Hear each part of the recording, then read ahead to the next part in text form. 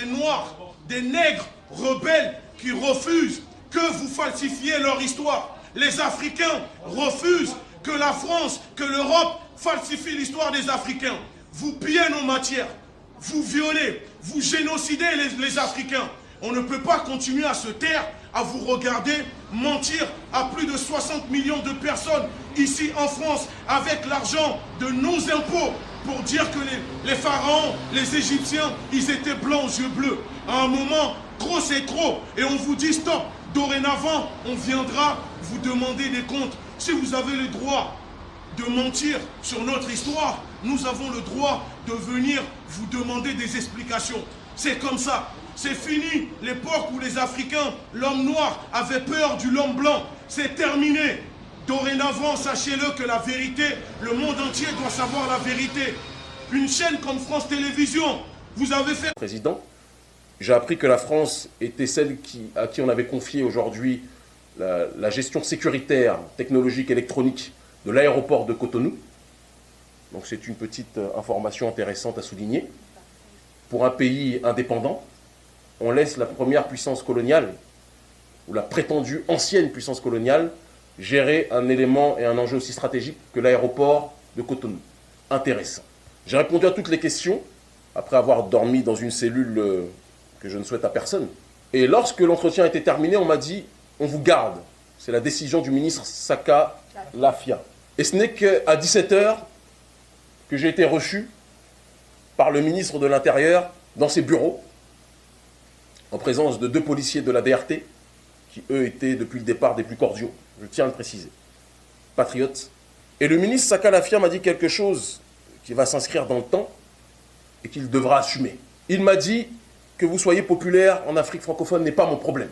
Mais dès lors que vous effectuez des mobilisations qui dérangent nos partenaires économiques, il ne les a pas cités, mais je peux dire à la tête la France, la Côte d'Ivoire et d'autres pays, si vous continuez dans cette voie, monsieur... Les Français qui pillent l'Afrique et qui détruisent l'Afrique.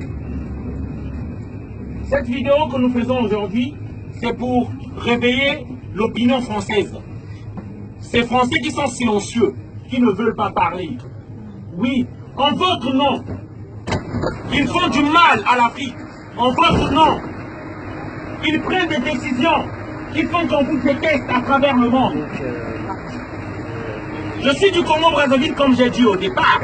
De la même façon, il faut que les Africains se prennent en charge parce que pendant longtemps, ce sont leurs ancêtres qui ont maintenu ce qu'on appelle le leadership du monde. Le leadership économique, le leadership intellectuel, le leadership technologique, le leadership scientifique. Et il est impossible pour quelque érudit que ce soit de contester les points que j'avance aujourd'hui dans une discussion qui sera une discussion loyale, sereine, dépassionnée. C'est impossible. Et c'est en raison, justement, de cette sérénité que nous avons, que nous disons que l'Afrique n'a plus le droit à l'erreur. L'Europe a mis en place des dispositifs tels qu'il ne reste plus un siècle de répit à l'Afrique. Si l'Afrique, pendant un siècle encore, se trouve à la remorque et à la traîne des nations du monde, l'Afrique sera recolonisée. Et la recolonisation de l'Afrique sera le prélude à ce que j'appelle la solution finale. C'est-à-dire, l'Holocauste noir deviendra maintenant un fait consommé. Il ne s'agira plus d'un fait hypothétique, d'une projection qu'on pourrait appeler pessimiste. Ce sera donc une réalité concrète. C'est la raison pour laquelle l'étude d'ouvrages de ce genre sont des études de prospective géostratégique. Ma mission, c'était comment faire en sorte que les économies francophones puissent atteindre les objectifs du développement durable. Et pour moi, il était évident que la question des politiques publiques était cruciale. Et qui dit politique publique dit politique budgétaire, mais aussi politique monétaire. Et donc, je pense que j'étais tout à fait indiqué pour parler de l'impact des politiques monétaires sur la croissance et la création d'emplois dans l'espace francophone. Alors, vous entendez que M. Biya a des plantations. Ceux qui travaillent là-bas, sont payés comme des fonctionnaires. Au compte des fonctionnaires, pas comme les fonctionnaires. Oui, ils sont payés comme des fonctionnaires, mais ils travaillent dans les champs de M. Biya. Alors, allez trouver la différence entre Alain Mbengue qui est en prison pour avoir détourné de l'argent,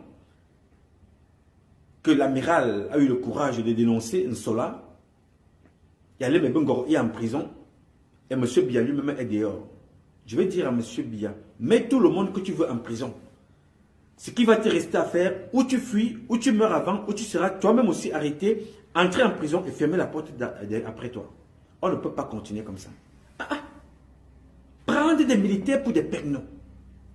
Et le même Biya vous a dit tout récemment, cotiser l'argent pour reconstruire le nord-ouest.